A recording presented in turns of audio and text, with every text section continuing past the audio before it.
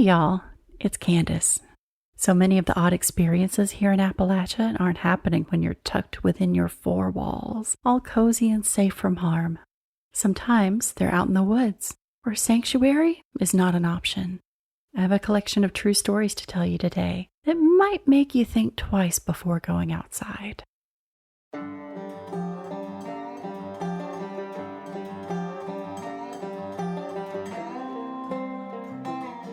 My best friend and I were camping at a spot in eastern Tennessee along the Appalachian Trail last summer. We were only getting away for one night, and we were setting up very close to the trailhead and the parking lot. When we arrived, there was only one other car in the parking lot, and before sunset, we watched other hikers return to that car and leave. So we were all alone. As it got dark, some strange things began to happen.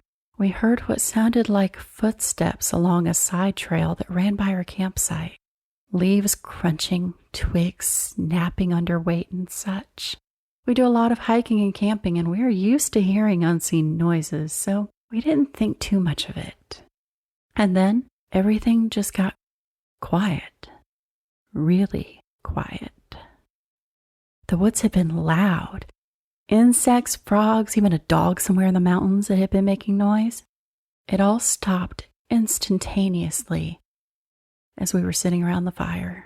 That's when we both saw a light swaying back and forth along the main trail. We looked at each other and said, "Did you just see that?" in unison. The best way I can describe it is it looked like a glowing ball without any radiance, like a street lamp might look without the glow surrounding it. It bobbed back and forth, following the trail into the woods, then circled around, came back towards our campsite, and finally turned around again and trailed off into the woods. It moved as if someone were carrying it, like a lantern or a headlamp or something like that on a somewhat short person. We immediately decided to check it out, heading up the trail with our flashlights, thinking somebody was playing a trick on us or hiking into the trail after dark, although that would have been unheard of. These mountains are literally pitch black at night. The trail was deserted as far as we could see. We walked to the parking lot to see if any other vehicles had pulled in, but no cars were there except my own. But every interior light was on. The doors were locked, though. We packed up and left immediately.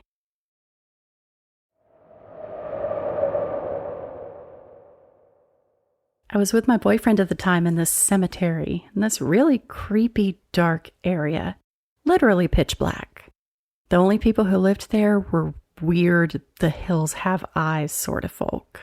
Never ever saw other people, but we would see random stray dogs people abandoned there. Just a bunch of trees that go on forever. This place is that desolate. We were just messing around, trying to catch EVPs and whatnot, when somewhere in the distance, we hear what sounds like a huge branch fall from the top of a really tall tree and made a crash to the ground. It was pretty far away, so we ignored it. About a minute later, we hear the exact same sound, only a little closer. My boyfriend started getting kind of nervous, but I decided it was still too far away and we didn't need to worry about it. So we shrugged it off, assuming it was a coincidence. The same amount of time passed when we heard it a third time, right at the edge of the clearing of where the cemetery was. At this point, I decided that was spooky and I wanted to go. We made our way up this hill where the car was parked, and we both noticed something reflecting off the beam from the flashlight. At first, I thought it was a beer can that was ripped in half or some kind of trash. As I got closer, I realized it was an animal. Very still animal. Maybe a raccoon or a possum, but we freaked it out and it wasn't moving. When we actually reached the car, we both immediately realized it was something else. I don't know what it was, but it had a long head, almost like a doe, but with sort of dog-like ears, like a pit bull with clipped ears maybe, and it had a humanoid body, up on two legs but hunched over, with really long, thin fingers. It also looked like it may have been fuzzy a bit, like maybe very short fur, but it was reddish-brown colored, just sitting there, watching us. I instantly told my boyfriend to get in the car. but he wanted to try to get a picture. I was so scared that I told him I was going to leave his ass there, so he didn't get a picture. I sort of wish he had. I made him tell me what he saw on the drive home. He described the exact thing that I had seen, so I knew it wasn't my eyes playing tricks on me. Needless to say, we never went back there.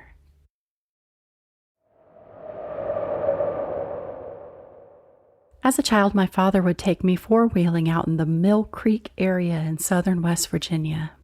Once, I recall we were miles out on this mountain when we drove past this funny little shed. It struck me as odd because there weren't any buildings for miles in any direction, but here stood this little weathered white shed. A chain wrapped all the way around it and secured with several padlocks, in addition to what looked like a deadbolt on the door. I felt instantly nervous, like we were somewhere that we shouldn't be. The trees gave way to tall grass and a large circular clearing where the shed sat. On one side of the clearing was a gentle hill that sloped back up toward the tree line. The grass was so tall and green that I put my hands out to the side and let it tickle my palms as we rode. The ground beneath that tall grass was soft mud, under about 2 inches of water, and as soon as we hit it, we had to slow down to avoid getting stuck up in the mud. A spider fell onto my leg, so naturally I freaked out and went to brush it off. When I sat up, I glanced by my father's line of sight up that hill to our right, where there stood a wooden post. On the post was a head. I remember immediately guessing that it was an animal head because some hunter had probably dressed an animal out there. I was only 12 or 13. As we rode closer, the face looked grotesquely human, and I became upset. My dad looked straight ahead the rest of the way, and where my hands braced his shoulders, I could feel him tense. My eyes were glued to this thing, trying to find my way to a rational conclusion all the while we got closer and rode past. To this day, I don't think I'll ever forget that head. The slack in the jaw and the dark, gory bits that hung from the neck.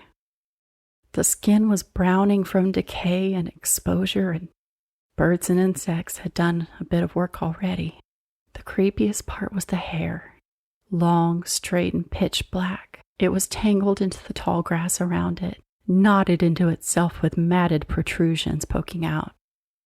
My dad later insisted that I not tell my mother, then assured me that it was a Halloween mask and someone playing a sick joke. And maybe it was. The rowdier country people around there were no strangers to partying out in the woods, but usually that meant tires thrown around, beer bottles, cans, and cases left about, and of course a lot of spent brass. This would have been a very poor location for hanging out, and so far out of the way that it seems unlikely someone would place it there as a prank. That being said, I don't know. It's just that something felt so wrong while I was there. We never went back to that place, but more than a decade later, I can still see that weird little shed and that awful head on that hill.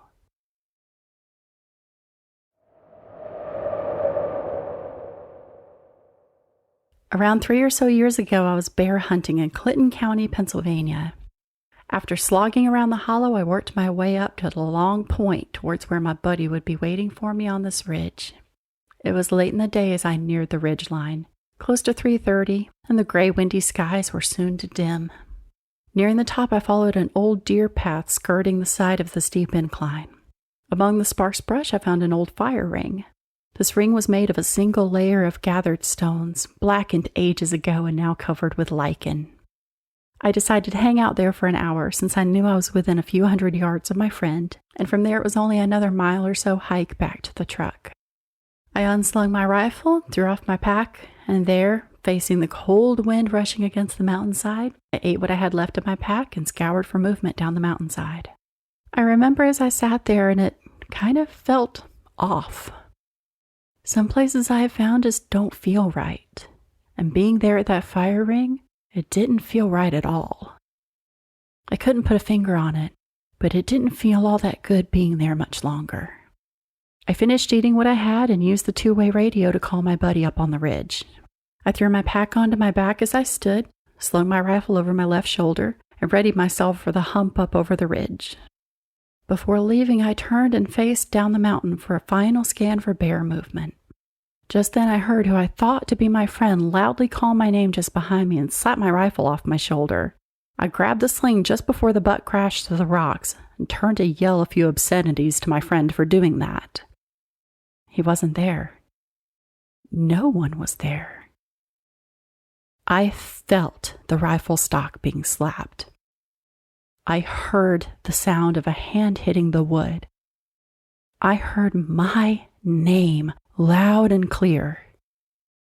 I left with a Hail Mary on my lips, and I haven't been back since.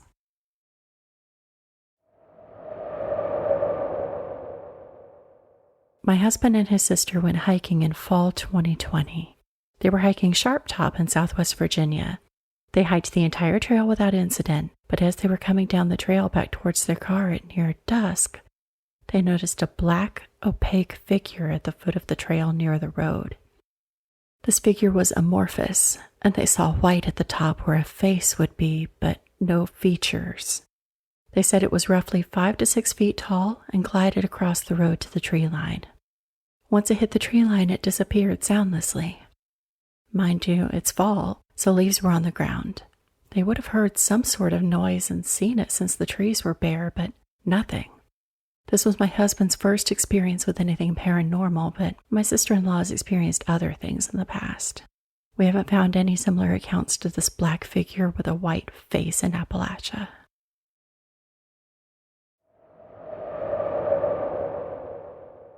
This is a real story that I experienced back on my 2016 northbound hike. I just remembered it because of Halloween and thought I'd share in any hopes of identifying the spirit. I am in the south hiking the Appalachian Trail. I'm unsure of the exact location, but I think it was somewhere between Parisburg, Virginia and Johnson City, Tennessee.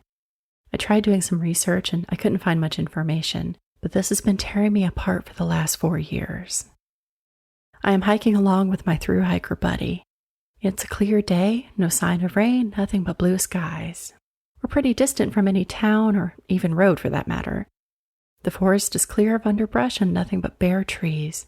We could easily see beyond 300 yards. About 150 to 200 yards away up on the hill, we both saw a brunette woman gazing off in the distance, not looking at us. She was wearing a white gown, maybe a simple wedding dress.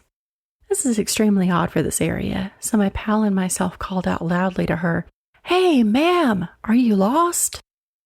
The woman keeps her torso and shoulders still and jerks her head toward us.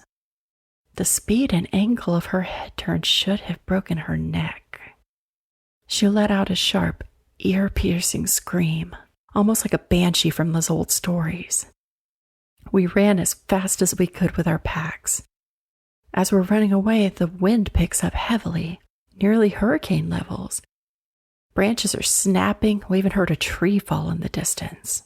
The rain starts pouring, sideways rain, strong wind. I know the weather can change like a dime in the mountains, but this just felt different. We were cold. From 80 plus degrees to nearly 60 or less with wind chill that was constant. Other hikers were caught in the rain as well. They were as confused as we were with the unexplained change in weather. We couldn't tell them what we saw. We couldn't even explain it to each other. We both knew we'd seen her. We continued on the trail and never mentioned it.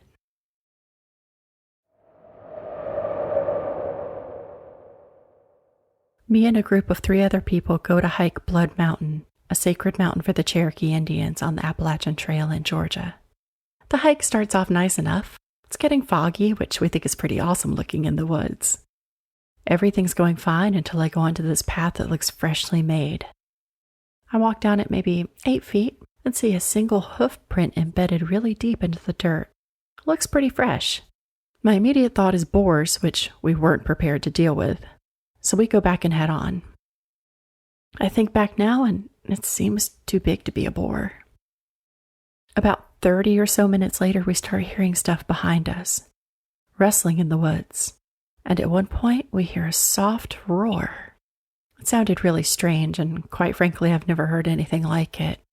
We're getting nervous, but we continue. Eventually, we come upon a side trail that's marked for shelter. I'm curious, so I go to check it out. It's longer than I'd like, but I keep going, about 2 minutes down the trail. Then I hear a huge rustle right next to me. Naturally, I get the hell out of there, running back to my group. I explain what I heard to them, and they think it might be a bear. Nothing supernatural or strange comes to our mind. We continue on to the top without any problems, except for some really strange smells and the fog thickening. It's on the way back down that we have the real experience. The fog is getting extremely thick now. The visibility is 5-7 feet ahead at the highest point toward the end of the hike. We start back the way we came from the peak, and I see something duck behind a tree. It was in my visibility, so it wasn't the fog playing tricks on me.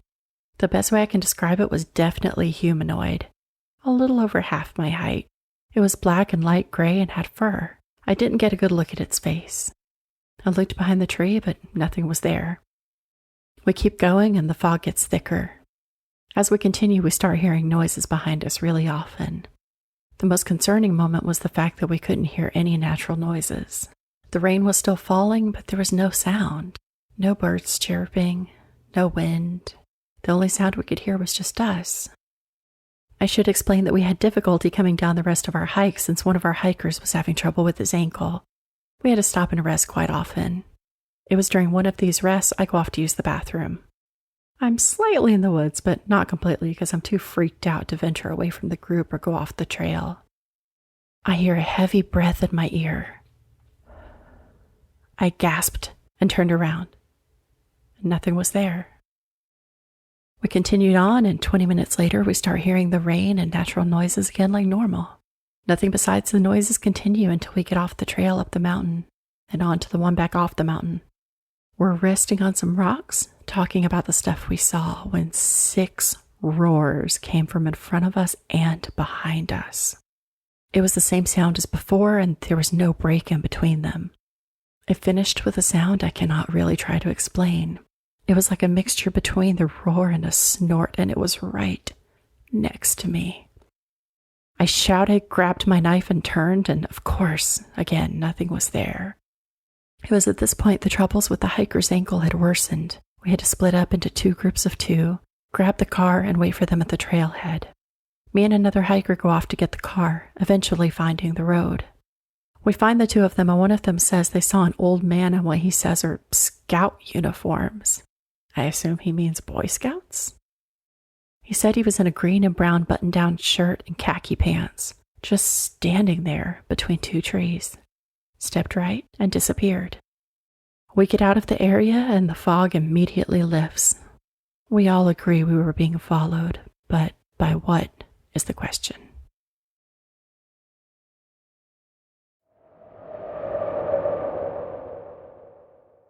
So this happened last year in Virginia, and is also the reason I never backpack alone anymore. I was taking summer courses at the time, and we ended up with a 3-day weekend in June, so I thought, hey, great time to go explore some of the Virginia wilderness. I did a Google search, found a state park with a trail that looked nice, and let my roommate and family know the trail I was going to be on. When I got close to the park, I saw a little outdoor stop where people hiking the Appalachian Trail stop. I went in to grab a map of the area just in case I got lost. As I was talking to the owner, he mentioned a trail that's not well known that has a pretty cool waterfall and swimming hole. This piqued my interest, so I had him show me on the map. It took me outside the state park, but he said it was a great place to go. I paid for the map and thanked him. I texted my roommate and parents about the new trail, and I parked my car and set off on my adventure. I should note that the waterfall was going to be a side trip from my journey. I was planning 3 days and 2 nights. I started on part of the Appalachian Trail and it was pretty packed with people. Some of them were really fun to talk to. As expected, as I got further and further from the main trails, I saw fewer and fewer people. Around early afternoon, 3 miles from my destination, I noticed it was unnaturally silent. No birds, no bugs, not even wind. But I had a feeling I was being watched. I shook it off as me overanalyzing the situation. I got to the waterfall and it wasn't too spectacular, but it was cool to look at. Plus, it had a good-sized area to swim in, so naturally, I stripped down to my skivvies and took a dip. It was pretty refreshing. As I was getting my clothes back on, I started whistling to myself the Chill Bill tune because it was stuck in my head. That's when I heard something whistle the same tune back. I thought it was a bird copying me, so I went back and forth with it, and it would repeat whatever I whistled. I thought it was pretty neat. As I was setting up camp, I just couldn't shake this feeling that I was being watched again. I'd get goosebumps, my hair would stand on end. As night fell, I built a small fire and lit my jet boil to make dinner.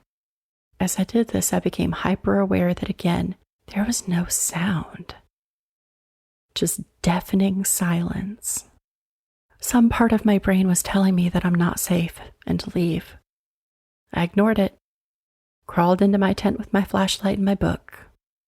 I went to sleep without incident. When I woke up the next morning, my sight was trashed. My camp stool was nowhere to be found. My bear bag with my food was cut down. The contents were thrown across the site.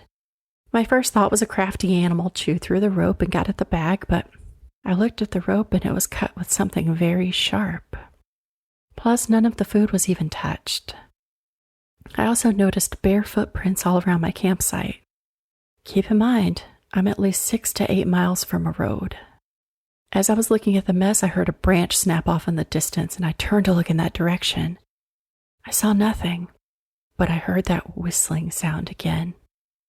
My whistle from yesterday, but it was different, and it sounded more sinister. It made my hair stand on end, and this is when I listened to my instincts to get the hell out. It sounded like it was a little off in the distance, so I packed my camp as fast as I could. The whistling got closer as I finished stuffing the tent into my bag. I didn't bother with putting anything away properly. The whistling was incessant. It sounded like it was coming from all directions. I got fed up with the whistling. I stood and I yelled into the woods, "Shut up! And what the hell do you want?" It stopped whistling, and it was quiet for a moment. Then it repeated what I said in my voice. It sounded just like me, but distorted, like it came from an old TV. After I heard this, I immediately threw my pack on and ran. I ran the direction I came from. I heard it moving just behind me, fast switching between the whistle and my voice. It felt like it was toying with me, not coming too close, but not being too far. Eventually, it sounded like it got further and further away from me. Then, it stopped suddenly. When it stopped, I stopped and turned around, and I wish I hadn't, because I heard the most bone-chilling screech ever coming from right next to me. That's when I started running again. I didn't look. I only ran. Less than a half mile, I ran into a couple that was also backpacking. They saw the look of terror in my face and asked if that was me that screamed and asked if I was okay. I told them what just happened, and they decided not to go down where I just came from. We moved to a more populated trail and as quickly as we could. As soon as I got back in my car, I drove to one of the park's ranger stations and reported what happened. Since the site was off park grounds, they told me it wasn't their jurisdiction, but they'd send a ranger to investigate. The ranger station's parking lot ran right up to the woods, and when I was getting into my Jeep, I heard the Chill Bill tune coming from the woods just in front of me. I never drove so fast in my life. When I told my roommate why I was back after only one night, all he said was, "Bro, I'm never going camping with you."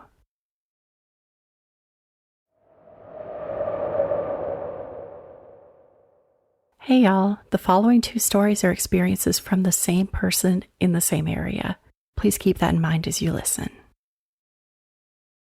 The first paranormal experience I had was back when my age was in the single digits, probably 7 or 8 years old. I grew up in Ohio.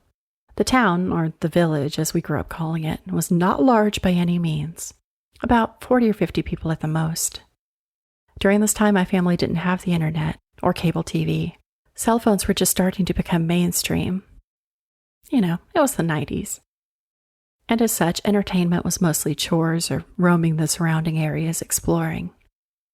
My house was backed by fairly dense woods. There was a steep decline with a relatively flat wooded area where a creek ran through. The creek wasn't very deep, but it was wide. Growing up, I lived in those woods, hiking up and down the creek, mapping the woods, exploring a few abandoned and collapsed houses that nature reclaimed. I lived and breathed nature, and those woods were my home away from home. My father grew up in that area. My aunt, uncle, and cousins lived just next door, and it was a pretty close-knit community. Naturally, everybody had a ghost story about their hometown, a haunted house, or a tragedy of some sort that remains a stain on its history. My village was no different. My father would always tell me stories about ghosts or abnormal happenings he experienced in his youth. One thing he would always tell me when I told him I was going into the woods was, "The trees may not walk about or talk, but they do see and remember." I always thought of that as him saying, "Don't be stupid out there." My first encounter with the people of the woods, which is what I always called them, was when I was on one of my daily excursions into the wild green. It was mid-July, it was hot and humid. I stuck mostly to the creek as it was cool and I didn't have to battle my way through thick undergrowth. I hiked about 2 miles along the creek hunting for crawdads and looking for signs of deer, rabbit, or the fabled albino squirrel.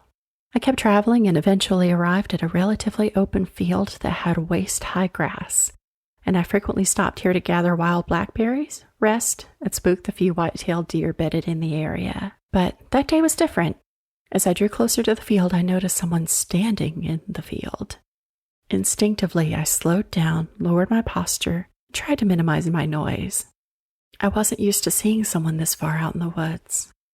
The nearest house to that location was about 1.5 miles through thick undergrowth and fairly steep ravines. As I hiked the bank of the creek, I moved to the edge of the open field, slowly peeking up over the tall grass to see if they were still there. Nothing. I thought that perhaps they had seen me or heard me trudging through the creek and instinctively ducked too. I wasn't about to find out, so I turned around and headed back home, all 2.5 miles back. I was more aware of my surroundings and far more cautious of my sound as I moved, avoiding walking in the creek to prevent the sloshing of water to give me away. As I crept through the branches jutting out into the bank of the creek, I made my way to another area I was familiar with. A small game trail ran through here, and it would cut my time and distance back home a good bit. The only downside was it was pretty overgrown to either side, and portions had thick thorn bushes. The entire time I trekked back, I felt like I was being watched. I never felt in danger or vulnerable of being attacked, but I could definitely feel eyes on me. I was uneasy the entire time I followed the game trail, routinely stopping and listening to determine if I could hear footsteps or if I was being followed. Still nothing.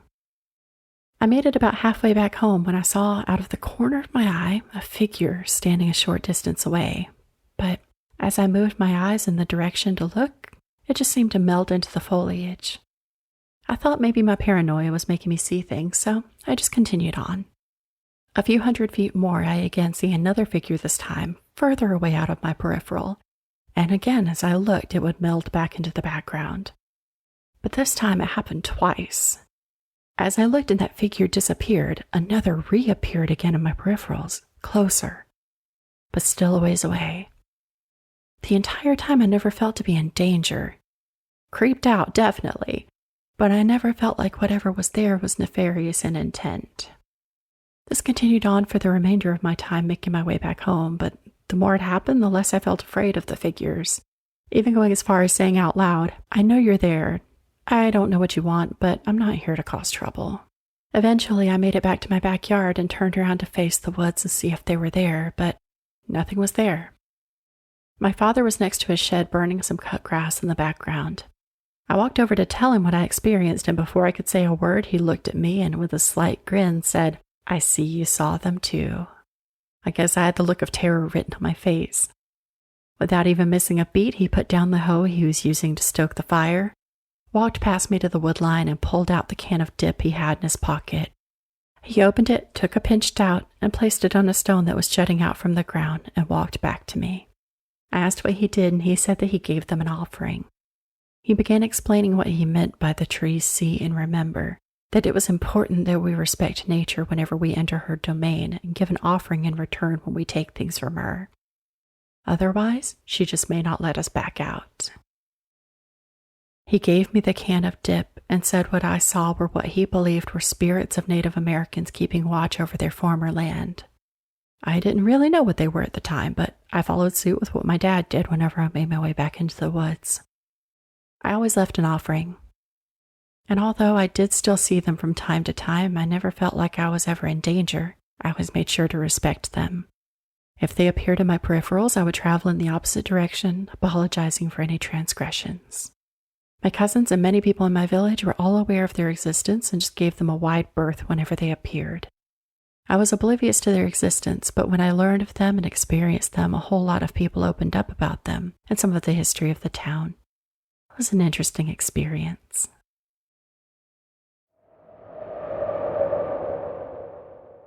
In the late 90s, I was around 10 years old when I was overcome with the insatiable desire to go camping. It was mid-August, so hot and muggy during the day, but rather mild and cool at night. I gathered 2 of my friends and told them about it, and they both loved the idea. Now, generally, nobody really camped in our woods. My parents, along with many others, really didn't like the idea of a group of 10 and 11-year-olds going camping alone. My dad said that as long as they came with us just to ensure we were safe, we could go. I reluctantly agreed. Prior to that night, I went out to scout a good area to make camp at, and I knew of a fairly decent place that was close to the creek. Relatively flat and not too hard to get to. I wanted to scout the area just to ensure it was cleared of debris and ready for tents. By this time, I was well acquainted with the people of the woods, and I made my offering before entering the woods. I didn't see them while on my journey or anything, so I felt pretty good about that. Once I arrived at the location, I began moving things around, clearing out the sticks, large stones, and making a fire pit, even going as far as stocking it with wood and throwing some larger sticks nearby for fuel for later. I was so enthralled in what I was doing and so focused on getting the area cleared that by the time I was satisfied with what I had done, I just noticed how quiet everything around me became. When I say quiet, I mean dead silent. No birds, bugs, not even the wind made a noise amongst the leaf litter. I immediately shut down everything I was doing. I stood there looking around, slowing my breathing and just trying to listen for the faintest sound I could. I don't know how long I stood there, motionless. A few minutes, maybe? And then in the far distance, I could hear a crow call. And almost immediately, I began hearing the chirping of robins and even a faint whistling from the wind in the trees. The hair on my arms and neck were on end, and I figured, well, maybe it was just me making a ruckus that everything nearby quieted down because of that. Content with that logical reasoning, I began to make my way home to pack up for the night. Around 6 p.m. that night, my 2 friends made their way over with backpacks, tents, and both me and my dad were finishing up dinner. All 4 of us made ready with everything we needed and began trekking out to the site I prepared. Nothing all that noteworthy happened going to the site, even after setting up our tents, lighting the fire, and making s'mores. It was shaping up to be a pretty fun night and rather enjoyable. Once we started to get ready to crawl into our tents for the night around 10 or 11, the wind started to pick up and my dad said we might be in for some rain, but he didn't seem to have a look of contentment on his face like he usually does when he talks about it. It was like he felt something was off, and it wasn't long that all of us started to feel that way. We all ended up crawling in our tents anyways, since it was night and possible rain incoming. Trekking back home would have sucked. We should have walked back. We situated our tents in a half circle around the fire pit, which we were all facing the creek and the back of the tents facing the wood line. My dad was to the left of me in his military surplus tent. Me in my cheapo Walmart single-person tent just barely large enough for me, and my 2 friends to my right in their own tents. The wind howled for some time, half an hour to an hour before it calmed down. Then it got quiet. No crickets. No wind. No wildlife. The creek itself, which usually bubbles happily along, sounded muted. All we had was the faint glow of embers from the fire pit in front of our tents, casting a warm glow. I could hear my heart throb in my ears, and I knew my dad and 2 friends were just as anxious as I was. I could hear them shift uncomfortably. I heard another tent zipper, and naturally I undid my zipper too to see what was going on. As soon as I popped my head out to look, I saw my dad come out of his tent with the machete he had, and he faced the wood line. My friend had his head poking out too and asked if I heard that noise. I didn't hear anything. My heart was pounding so hard it was hard to hear him even whisper.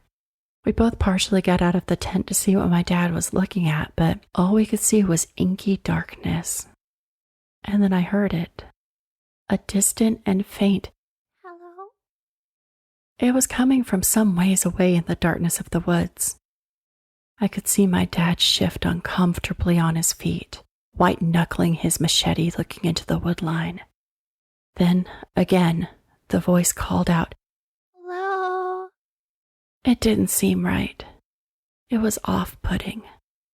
Almost as if whoever was speaking was trying to speak in a very feminine voice, faint and fragile. My dad motioned me to grab some of the extra wood next to his tent and throw it on the fire, which I reluctantly did. Leaving the perceived safety of my tent didn't sit well with me. As the fire began to slowly grow in brightness, my dad stepped backwards near the fire and stood there facing the wood line. By this time, my other friend popped his head out of his tent too, and all three of us, including my dad, were watching the wood line, unsure what to expect. Nothing came out, and we didn't hear the voice again. An hour passed, and this time my dad was sitting on a large stone next to his tent, one leg crossed over the other, and a machete in his right hand, watching silently. Only the sound of crackling fire echoing against the shale cliff face across the creek. Several hours passed and both of my friends went back into their tents. Only me and my dad were out, tending the fire, watching, waiting. I could hear rustling to our right just beyond the light from the fire in the tree line. My friend closest to it popped his head out, looked at me and asked, "What?" as if he was wanting me to repeat what I said. I didn't say a word. I hadn't said a word since I came out of my tent the first time. I put my finger up to my lips and motioned to be quiet. By the time I did so, my dad was standing next to me and told us both to shush. And immediately we heard someone say, "Come here," in the same off-putting feminine voice as earlier. All three of us just stood there peering in the direction of where the voice came from, and shortly after we heard what sounded like something moving back deeper into the woods. It didn't sound heavy. It sounded light, like something lightly trotting back into the woods. That was the last time we heard it.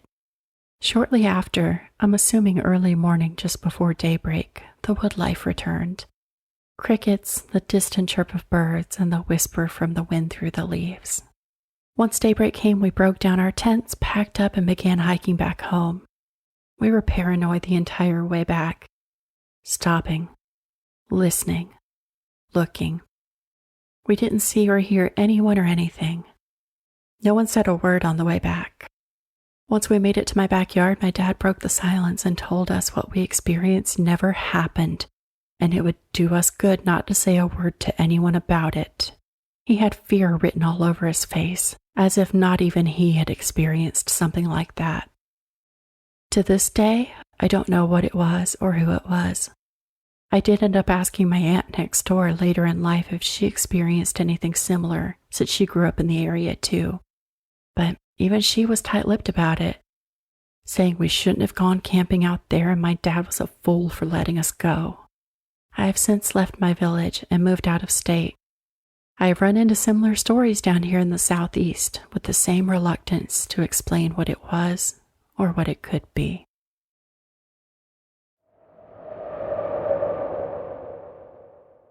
So, what did you think about today's stories? Let's talk about it.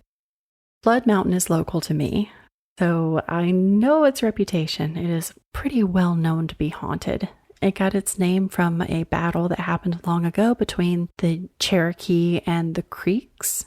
That battle happened on Blood Mountain and on nearby Slaughter Mountain as well.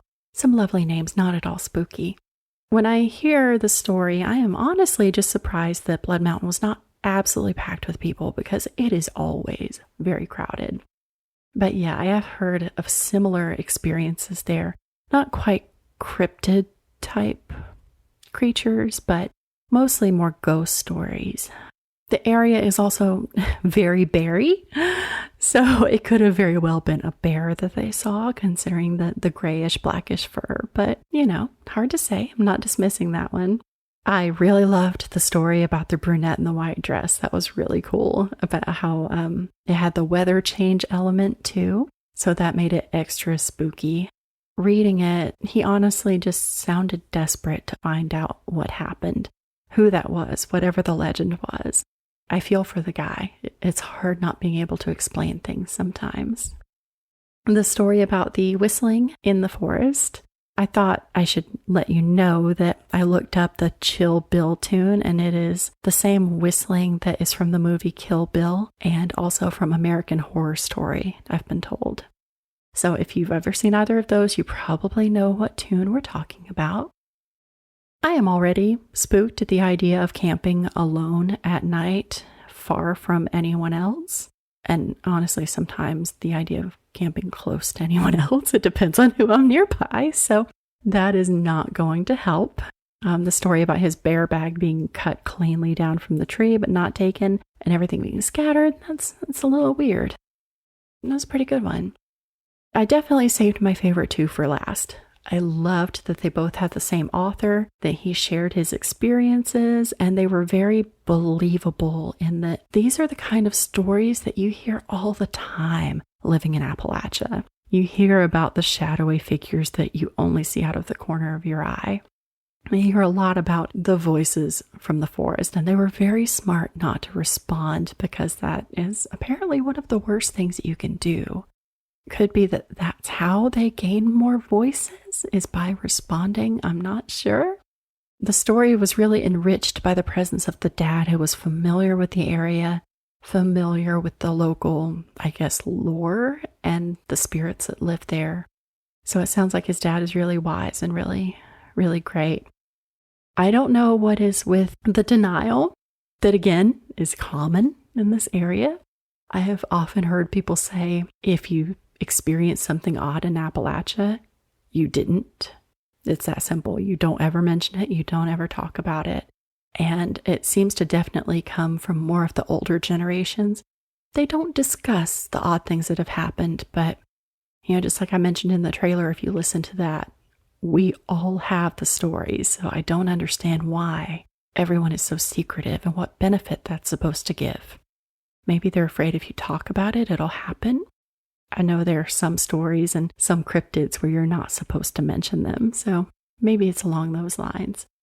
But anyhow, as always, I do really want to know what you thought about these personal stories, so let me know. It was really fun doing a compilation like this as opposed to one continuous story, so that was pretty great, for me anyway. You can find me on social media at Obscure Appalachia. As always, thank you for listening, and if you enjoyed, please subscribe and give me a rating on your podcast app to help others find me. Thanks again. Until next time.